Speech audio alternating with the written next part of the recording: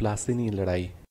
પ્લાસીની લડાઈ સમજીએ એ પહેલાં એ જાણી લઈએ કે બંગાળામાં અંગ્રેજોએ કેવી રીતે એક વ્યાપારી કંપની તરીકે પોતાના વ્યાપારિક સંસ્થાનો સ્થાપ્યા અને ધીરે ધીરે કંપનીએ રાજકીય પ્રભુત્વ મેળવ્યું અને ત્યારબાદ તે સમયની તત્કાલીન જે રાજકીય ખટપટો હતી તેમાં સક્રિય ભાગ લીધો અને બંગાળ પર પોતાનું રાજકીય પ્રભુત્વ જમાવ્યું હતું.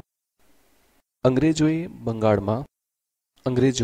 બંગાળમાં પોતાની પ્રથમ ફેક્ટરી એટલે કે વ્યાપારિક સંસ્થાન 1651માં હુગલીમાં સ્થાપિત કર્યું હતું અને તે સુબેદાર શાહજહાનના પુત્ર શાહ સુજાની અનુમતિથી તે જ વર્ષે અંગ્રેજોને 3000 રૂપિયા વાર્ષિક આપવા બદલ બંગાળ, બિહાર અને ઓરિસ્સામાં મુક્ત વ્યાપારની પરવાનગી મળી હતી. અંગ્રેજોએ ટૂંકા સમયગાળામાં કાસિમ બજાર, પટના અને બીજા અનેક સ્થળોએ પોતાના વ્યાપારિક સંસ્થાનો એટલે કે ફેક્ટરીઓ સ્થાપી હતી. 1698માં સુબેદાર અજીમુશાને અંગ્રેજોને સુતાનાતી, કાલીઘાટ અને ગોવિંદપુરની જમીનદારી આપી હતી, જેના બદલામાં અંગ્રેજોએ 1200 રૂપિયા આ જે ગામ હતા તેના માલિકોને આપવા પડ્યા હતા. યાદ રાખો કે સુતાનાથી, કાલીઘાટ અને ગોવિંદપુરના ગામોનો જ આગળ જઈને કલકત્તા તરીકે વિકાસ થયો હતો. આ પ્રદેશોની જમીનદારી અંગ્રેજોને મળી અને તેના બદલ તેમને માત્ર 1200 રૂપિયા જ તેના માલિકોને આપવા પડ્યા. 1717માં ફર્રુખસિયરે પણ જે સુબેદારો દ્વારા વ્યાપારિક સવલતો અંગ્રેજોને આપવામાં આવી હતી તેની ફરીથી પરવાનગી આપી અને કલકત્તા તથા તેની આસપાસના પ્રદેશોને પણ જમીનદારી લેવા માટેની અનુમતિ અંગ્રેજોને મળી ગઈ હતી. 1741માં બિહારના નાયબ સુબેદાર અલીવર્દીન ખાને બંગાળ, બિહાર તથા ઓરિસ્સાના નાયબ સુબેદાર સરફરાજ ખાનની હત્યા કરી અને તે પોતે સ્વયં આ પ્રદેશનો એટલે કે બંગાળ, બિહાર અને ઓરિસ્સાનો સુબેદાર બન્યો એટલે કે ગવર્નર બન્યો અને ષડયંત્ર દ્વારા સરફરાજ ખાને મારી નાખી અને અલીવર્દી ખાન નવાબ બન્યો. હવે તેણે મોટા પ્રમાણમાં ભેટ સોગાદો અને ધન આપી મુહમ્મદ શાહ કે જે તત્કાલીન બાદશાહ હતો તેની પરવાનગી મેળવી. હવે જોઈએ કે સરફરાજ ખાનની હત્યા બાદ અલીવર્દી ખાન નવાબ બને છે. તે સમયે દક્ષિણ ભારતથી મરાઠાઓના પણ ઘણા આક્રમણો બંગાળા પર થતા હતા. યાદ રાખો કે તે સમયે બંગાળ એટલે કે બંગાળ, બિહાર અને ઓરિસ્સા આ ત્રણેય પ્રદેશોનો સમૂહ હતો. અલીવર્દી ખાનના સમયમાં મોટા પ્રમાણમાં મરાઠા આક્રમણો બંગાળા પર થયા હતા અને અલીવર્દી ખાને 15 વર્ષોથી પણ વધારે સમય મરાઠા આક્રમણોમાં ગાળ્યો હતો. મરાઠા આક્રમણોથી બચવા માટે અંગ્રેજોએ નવાબની પરવાનગી લઈને ફોર્ટ વિલિયમ, જ્યાં અંગ્રેજોના વ્યાપારિક સંસ્થાનો હતા કલકત્તામાં, ત્યાં ફોર્ટ વિલિયમ નામનો એક કિલ્લો બનાવ્યો. એની ચારે બાજુ ખીણ આકારે ખાડા ખોદી નાખવામાં આવ્યા અને તે ફોર્ટ વિલિયમ તરીકે ઓળખાયો. અલીવર્દી ખાન એક બુદ્ધિશાળી નવાબ હતો અને તેને એ પણ ખબર હતી કે કર્ણાટકમાં જે પ્રમાણે અંગ્રેજો સફળ થઈ રહ્યા છે તેવી જ રીતે હવે તેઓની રાજનીતિક મહત્વાકાંક્ષાઓ બંગાળામાં પણ ફરીથી ઉત્પન્ન થઈ શકે છે અને તેણે અંગ્રેજોને મધમાખીની ઉપમા આપી હતી અને કહ્યું હતું કે તેમને છંછેડવામાં ન આવે તો તેઓ મધ આપશે, પરંતુ જો છંછેડવામાં આવશે તો કરડીને મારી નાખશે. અને તેની આ ભવિષ્યવાણી થોડા સમયમાં જ સત્ય થવાની હતી. અલીવર્દી ખાનનું મૃત્યુ 9 એપ્રિલ 1756માં થયું. ત્યારબાદ તેનો દૌહિત્ર સિરાજુદ્દૌલા તેનો ઉત્તરાધિકારી બન્યો ઉત્તરાધિકારી બનતાની સાથે જ તેને પૂર્ણિયાના જે નવાબ હતા શૌકતગંજ ઉપરાંત તેની માસી હતી ગસટી બેગમ તેનાથી મોટો વિરોધ સહન કરવો પડ્યો હતો. બીજી તરફ અંગ્રેજોને તે સમયે ફ્રાન્સીસી સંસ્થાન કે જે ચંદ્રનગરમાં કલકત્તાની પાસે હતું તેના તરફથી પણ આક્રમણનો ભય હતો. સ્વાભાવિક રીતે યુરોપના બે કટ્ટર પ્રતિસ્પર્ધીઓ હતા અંગ્રેજો અને ફ્રાન્સીસીઓ. આથી અંગ્રેજોએ ફોર્ટ વિલિયમના કિલ્લા પર તોપો ગોઠવી નાખી. સ્વાભાવિક રીતે બંગાળામાં અંગ્રેજોની સુરક્ષાની જવાબદારી નવાબની હતી. અંગ્રેજો માત્ર વેપારીઓ હતા. આથી તે સમયે અંગ્રેજો અને નવાબ વચ્ચે ગજગરાટ થવો સ્વાભાવિક હતો. આ સિવાય અંગ્રેજો નવાબના જે દુશ્મનો હતા, દાખલા તરીકે ગસટી બેગમ અને બીજા અન્ય લોકો હતા, તે લોકોને પણ ફોર્ટ વિલિયમમાં શરણ આપવાનું શરૂ કર્યું અને આમ સિરાજુદ્દૌલા અને અંગ્રેજો વચ્ચે ભવિષ્યમાં એક યુદ્ધ સ્વાભાવિક હતું. સિરાજુદ્દૌલાએ અંગ્રેજો પાસે જવાબ માંગ્યો. તેનો કોઈ પણ ઉત્તર અંગ્રેજો પાસે હતો નહીં, કારણ કે તેઓ પણ ષડયંત્રકારીઓમાં સામેલ હતા. હવે નવાબે સિરાજુદ્દૌલાએ 15 જૂન 1756માં ફોર્ટ વિલિયમ પર આક્રમણ કર્યું અને ફોર્ટ વિલિયમે 5 દિવસના સંઘર્ષ બાદ આત્મસમર્પણ કર્યું. ફોર્ટ વિલિયમનો ગવર્નર હતો રોજર ડ્રેક. તે એના કેટલાક અધિકારીઓ સાથે ફોર્ટ વિલિયમથી નાસી જવામાં સફળ રહ્યો હતો. નવાબે કલકત્તા મણિકચંદ નામના એક વેપારીને સોંપ્યું અને સ્વયં તે મુર્શિદાબાદ પાછો ફર્યો.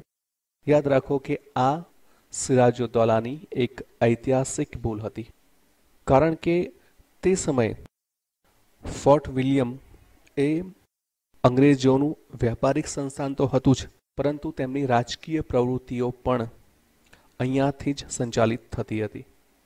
હવે જોઈએ કે જ્યારે નવાબ મણિકચંદને ફોર્ટ વિલિયમ સોંપે છે, તેનું નામ ફોર્ટ વિલિયમ જીતવા બાદ નવાબ ફોર્ટ વિલિયમ જીતી લીધા બાદ નવાબે ફોર્ટ વિલિયમનું નામ અલીનગર રાખ્યું હતું. નવાબ પોતે મુર્શિદાબાદ પાછો ફરે છે અને તે સમયે એક ઘટના બને છે, તેને આપણે બ્લેક હોલની ઘટના તરીકે ઉલ્લેખ કરીશું. યુદ્ધ બાદ અંગ્રેજ યુદ્ધબંધીઓ, તેમાં સ્ત્રીઓ અને બાળકો પણ સામેલ હતા. તેમને એક 18 ફૂટ લાંબા 14 ફૂટ 10 ઇંચ પહોળા ઓરડામાં પૂરવામાં આવ્યા હતા, બંદી બનાવવામાં આવ્યા હતા. તેમાં 146 લોકો હતા. 20 જૂને રાત્રે તે લોકોને બંદી બનાવવામાં આવ્યા હતા, પરંતુ સવારે તેમાંથી માત્ર 23 વ્યક્તિઓ જ જીવિત બચવા પામ્યા હતા. જૂન મહિનાની ખૂબ જ ગરમીના કારણે તેઓ મૃત્યુ પામ્યા હતા. ઘણા લેખકો સિરાજુદ્દૌલાને આ ઘટના માટે જવાબદાર માને છે. જીવિત વ્યક્તિઓમાં જે.ઝેડ. હોલવેલ નામનો અધિકારી પણ હતો અને તેને આ ઘટનાનું વર્ણન કર્યું હતું અને તેને સીધી જ રીતે નવાબ સિરાજઉદ્દૌલાને આ ઘટના માટે જવાબદાર ઠેરવ્યો હતો. સામાન્ય કક્ષાના અધિકારીએ જ અંગ્રેજ યુદ્ધબંધીઓને જેલમાં પૂર્યા હતા, પરંતુ હોલવેલે સિરાજુદ્દૌલાને આ ઘટના માટે સીધો જવાબદાર ઠેરવ્યો હતો. આ ઘટનાનો ઇંગ્લેન્ડમાં પણ મોટો પડઘો પડ્યો હતો અને હવે અંગ્રેજો અને સિરાજુદ્દૌલા વચ્ચે યુદ્ધ અનિવાર્ય હતું. ફોર્ટ વિલિયમ એટલે કે કલકત્તાની હારના સમાચાર મદ્રાસ પહોંચ્યા. સ્વાભાવિક રીતે અહીંથી જ એક સેના બંગાળ પહોંચવાની હતી. આ સમયે સ્વાભાવિક રીતે તમને ખબર હશે કે આંગ્લ ફ્રેન્ચ યુદ્ધ કે જે કર્ણાટકની 3 લડાઈઓમાં શરૂ થયું હતું, તે આપણે આગળ ભણીશું. એટલે કે જે સૈન્ય અંગ્રેજોએ ફ્રાન્સીસીઓ સામે લડવા માટે મદ્રાસમાં બનાવ્યું હતું, તેનો ઉપયોગ હવે પ્લાસીની લડાઈમાં થવાનો હતો. રોબર્ટ ક્લાઇવના નેતૃત્વમાં એક સૈન્ય ટુકડી કલકત્તા મોકલવામાં આવી અને રોબર્ટ ક્લાઇવ 16 ઓક્ટોબરે મદ્રાસથી નીકળ્યો અને 14 ડિસેમ્બર બંગાળ પહોંચ્યો. નવાબના જે અધિકારી હતા મનિકચંદ, તેને મોટા પ્રમાણમાં લાંચ આપવામાં આવી અને તેણે ફોર્ટ વિલિયમ અંગ્રેજોને પાછું સોંપ્યું. આખરે નવાબે પણ ફેબ્રુઆરી 1757માં ક્લાઇવ સાથે એક સંધિ કરવી પડી અને તે સંધિ ઓળખાઈ અલીનગરની સંધિ તરીકે. અલીનગરની સંધિમાં એ શરતો હતી કે હવે અંગ્રેજોના જે વ્યાપારિક અધિકારો હતા બંગાળામાં તે તેમને પાછા મળ્યા. ફોર્ટ વિલિયમની કિલ્લેબંધી કરવાની ફરીથી અનુમતિ તેમને આપવામાં આવી. આમ હવે અંગ્રેજોનું પલડું ભારે હતું. હવે તેમણે નવાબ સિરાજુદ્દૌલાના જે પણ વિરોધીઓ હતા તેમને પરસ્પર એકઠા કરી અને નવાબ વિરુદ્ધ એક મોટું ષડયંત્ર રચ્યું. તેમાં નવાબનો સેનાપતિ મીર જાફર, બંગાળાનો એક શેઠ જગત શેઠ, આ સિવાય રાયદુલ્લભ અને અમીચંદ જેવા વચેટિયાઓ પણ સામેલ હતા. નક્કી કરવામાં આવ્યું કે મીર જાફરને નવાબ બનાવવામાં આવશે અને તે કંપનીને મોટા પ્રમાણમાં ભેટ સોગાદો અને કંપનીને જે યુદ્ધથી નુકસાન થયું છે તેની ભરપાઈ કરશે. અંગ્રેજોએ માર્ચ 1757માં ફ્રાન્સીસી વ્યાપારિક સંસ્થાન જે કલકત્તાની પાસે હતું ચંદ્રનગર તે જીતી લીધું. આ એક બહાનું હતું યુદ્ધ માટેનું. હવે અંગ્રેજો અને સિરાજુદ્દૌલા વચ્ચે એક યુદ્ધ સ્વાભાવિક હતું. તે સમયે નવાબને ઉત્તર પશ્ચિમથી અફઘાન આક્રમણો કે જે અહેમદ શાહ અબ્દાલી દ્વારા થતા હતા તેનો પણ ભય હતો. આ સિવાય દક્ષિણમાંથી મરાઠાઓ પણ ઘણી વખત બંગાળા પર આક્રમણો કરી ચૂક્યા હતા. તે સમયે ક્લાઇવે મુર્શિદાબાદ કૂચ કરી અને 23 જૂન યાદ રાખો અને 23 જૂન 1757માં મુર્શિદાબાદ જે બંગાળાની રાજધાની હતી તેના દક્ષિણે 22 માઇલ પ્લાસી નામક ગામમાં અમોનિકુંજ નામનું સ્થળ હતું તેની પાસે યુદ્ધ થયું. અંગ્રેજોની સેનામાં 950 યુરોપીય ભૂમિદળના સૈનિકો, 100 યુરોપીય તોપચીઓ અને 50 નાવિકો હતા. આ સિવાય 2100 ભારતીય સૈનિકો પણ હતા. નવાબની તરફથી 50,000 સૈનિકો યુદ્ધમાં સામેલ થયા હતા, પરંતુ તેનું નેતૃત્વ વિશ્વાસઘાતી મીર જાફર કરી રહ્યો હતો. યુદ્ધ શરૂ થયું તે સમયે નવાબની જે ઇન્ફન્ટ્રી હતી અગ્રગામી ટુકડી તેના મીર મદાન અને મોહનલાલ નામના સેનાનાયકો નેતૃત્વ કરતા હતા. તેમણે અંગ્રેજોને મોટી ટક્કર આપી અને ક્લાઇવ આ ઝડપમાં મરતા મરતા બચ્યો હતો, પરંતુ મીર મદાન એ ગોળી વાગવાથી માર્યો ગયો અને હવે અંગ્રેજો જીતવા લાગ્યા. સિરાજુદ્દૌલાએ તેના મુખ્ય અધિકારીઓ સાથે ચર્ચા કરી અને મીર જાફરે જ તેને એક નાની ટુકડી સાથે મુર્શિદાબાદ પાછા ફરવા માટે સલાહ આપી. સ્વાભાવિક રીતે કે નવાબ યુદ્ધ ક્ષેત્રથી પાછો ફર્યો તો સૈનિકોનું મનોબળ પણ ભાગી પડ્યું. બીજી તરફ મીર જાફર કે જે સેનાનું નેતૃત્વ કરતો હતો, મીર જાફર 25 જૂન મુર્શિદાબાદ પાછો ફર્યો અને તેણે પોતાને નવાબ ઘોષિત કર્યો.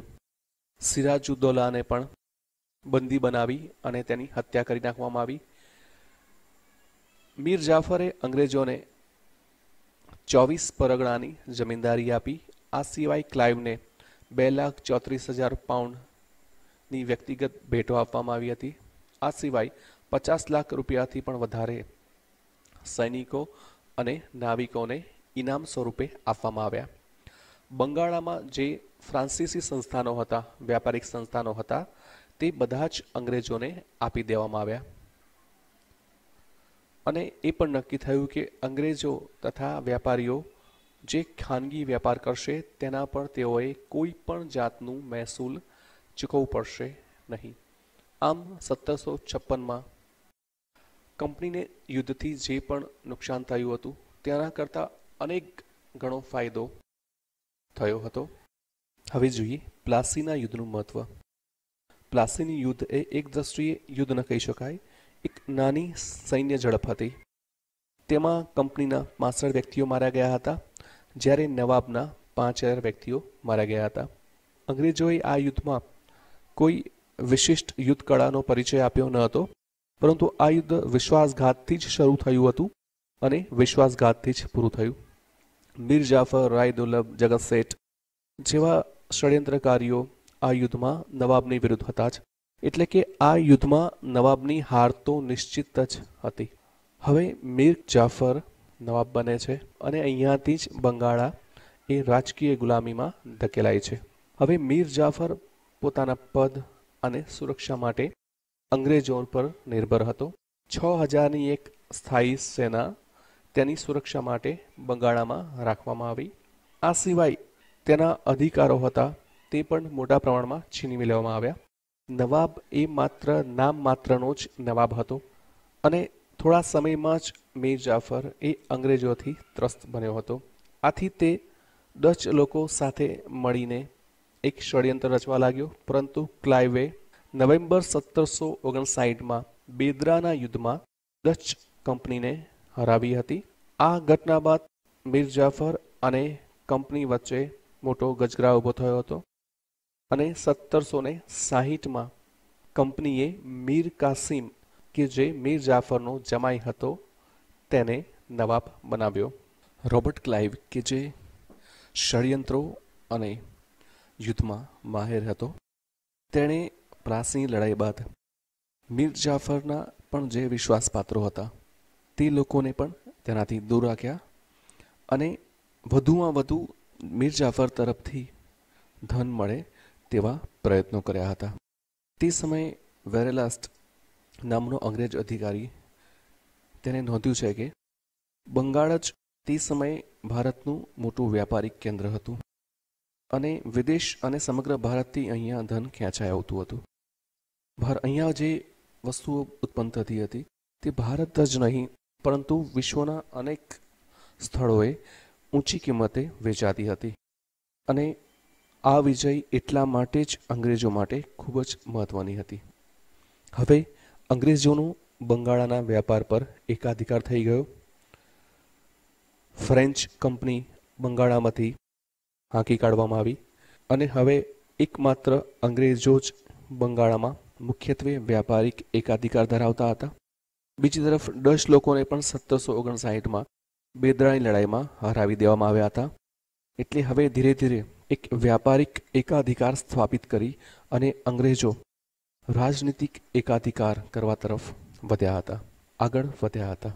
યાદ રાખો કે ઇંગ્લેન્ડે હવે પ્લાસીના યુદ્ધમાં વિજય મેળવ્યો હતો અને હવે ઇંગ્લેન્ડે પૂર્વની સમસ્યાઓમાં મુખ્ય ભૂમિકા નિભાવવાની હતી.